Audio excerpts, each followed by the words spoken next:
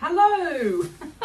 So it is time now to sow my ginger and my turmeric for 2024. I've just harvested my ginger and turmeric at the end of November, so that's all done. You saw that in I showed you the video of me doing my harvesting, and now it's time to get a wriggle on and sow for 2024. Okay, the reason why I'm sowing now is I usually sow in January, but I found that in the climate that we've got here in the UK, in Lincolnshire, so I'm about zone 8B, I think it is, I don't have a long enough growing season to get a really great harvest of ginger and turmeric. I mean, I got not a bad harvest of ginger and turmeric here. You know, it was quite good. I got some nice ginger. I'll show you my ginger that I got here as well. You know, it's all right, but it's not really enough for me. So I am coming forward by a month.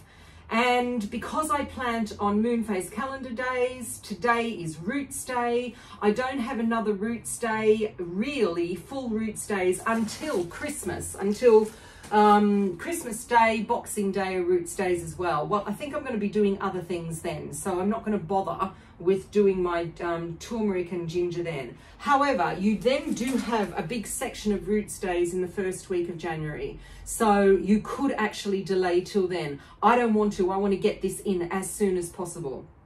All right, so this is what I do. So the ginger that I got, the fresh ginger and turmeric that I got, if I wanted to use this again, and I am using the turmeric again, I need to break this all off and I need to calcify the ends. And when I say calcify the ends, all I mean is let the end that you've broken off the actual rhizome, let it dry out a little bit.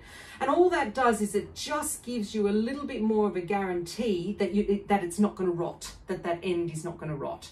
So that's why when you get ginger from the supermarket or you get it from suppliers, they've already done that for you. So I went scrabbling around inside to see what ginger I had inside that was ready and that was viable to actually plant. And I found a very nice, I've had a couple of specimens actually. So this is a fantastic one here. See, that's what I mean by the end being calcified. It's nice and dry. See that there? That there is the growing point.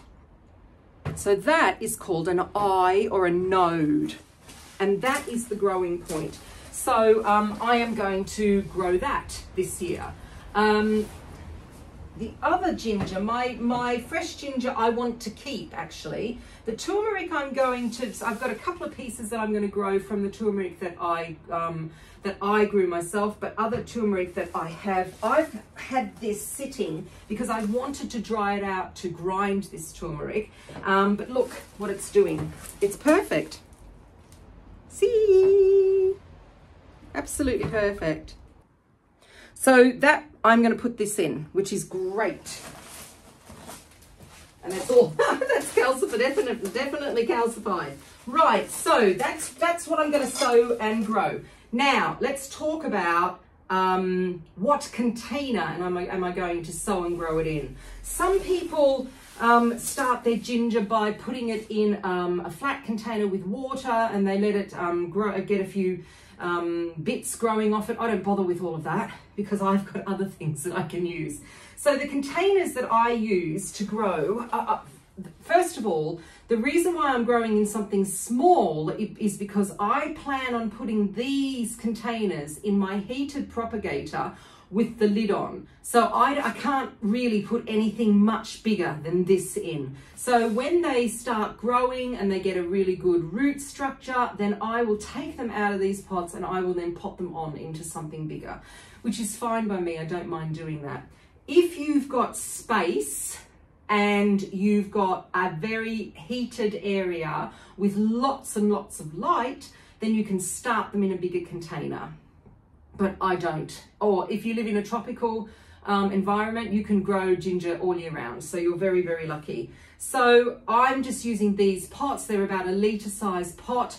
I am using just a multi-purpose compost, very open, the compost. nothing really to it. And then I just put the rhizome into this. You could put it on its side, which I have done with another one because it was actually growing on its side, but I can see that the node wants to go up on this, and I just cover it with compost like that. And then the other thing I'm going to put on top of this, just to keep moisture in, is, remember the pine shavings that I use to store all my beetroot in? I'm going to put a layer of them on top, and that is just to keep the moisture in. Ginger likes to be wet. It likes to be moist, not wet, but moist. Remember, it's a tropical plant. When you dry it out, when it dries out, it ain't that great. So that is that. Now the turmeric, so turmeric grows a little, ginger and turmeric, ginger more than turmeric, grow outwards. That's why you need big containers for them. As soon as they get pot bound, that's it, they stop growing. They spread outwards.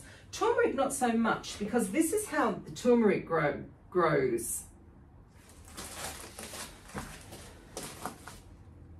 It goes down and then it will come up, and so the leaves and everything will come up. So that's more how turmeric grows. And look how fleshy the roots are. Very, very fleshy roots for ginger and turmeric. So what I did was I just took off 2 of the pieces from that fresh turmeric with a few roots, and you can see there, that is where the eye is, or the node, and here it is as well. Here you can see it's just there, and I'm going to put those in that way into this pot here. I'm going to do 2 in this pot because I can then separate them.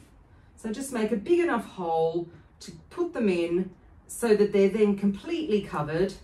Exactly here as well. Same process, completely cover them, and then I will put some of those shavings on top. And it's as simple as that, but it's not really. Okay, so what do we have to do now? So I've done those. So to get these started properly, they need heat underneath them. So I have got grow mats. I have also got heated propagators. So if you've got a heated propagator, this is the perfect way of doing it. You just put the lid on top, Bob's your uncle. If you've got heat mats, you do exactly the same. You put it on a heat mat, but you have to cover this with something because ginger and turmeric love humidity. That's the other thing they really like. So it needs humidity. So you need to find something like a dome or something that you can, a lid of something that's a dome, or you can put a plastic bag on top with a few sticks underneath. It needs to be humid, and you need to keep it on heat, humidity, and light. makes you wonder, why do we grow this stuff? Honestly, why do we grow this stuff? You know why? Because it is just delicious. And it's so nice to know that I grew ginger in Lincolnshire and I didn't have to get it from somewhere like Egypt or wherever. And God knows what they've sprayed on it. That's why we grow it. So you need light as well. Okay, so what do we do? If you've got inside, if you've got a radiator and then you've got like a shelf over the top, sometimes you can get these radiators with a cover over the top. That is perfect environment. Be careful putting it on something like a windowsill because that is going to drop in temperature overnight, especially if you're going to put curtains and it's behind the curtains. Just be careful of that. It needs this consistent heat. If you've got a conservatory that's really warm, you may not need the heat from underneath because you've got this wonderful light. If you've got grow lights and you've got a nice little setup of grow lights, some people have grow lights under shelves and they put their stuff on shelves. If you've got that situation, you won't need a mat underneath. Now, I don't have that situation. So I'm going to put it in my heated propagator, and I will probably, for the moment, until Christmas is finished, once Christmas is finished, I can then use my south-facing dining room window, so that's fine. But for the moment, I will put it in my heated propagator, and I will just put it in my utility room, and that's it. I just need the heat to get the roots going and then start it. If I sow these now, I should get stalks starting to come in January, maybe the end of January, hopefully, fingers crossed. And then we will deal with what we have to do with the ginger after that and the turmeric after that.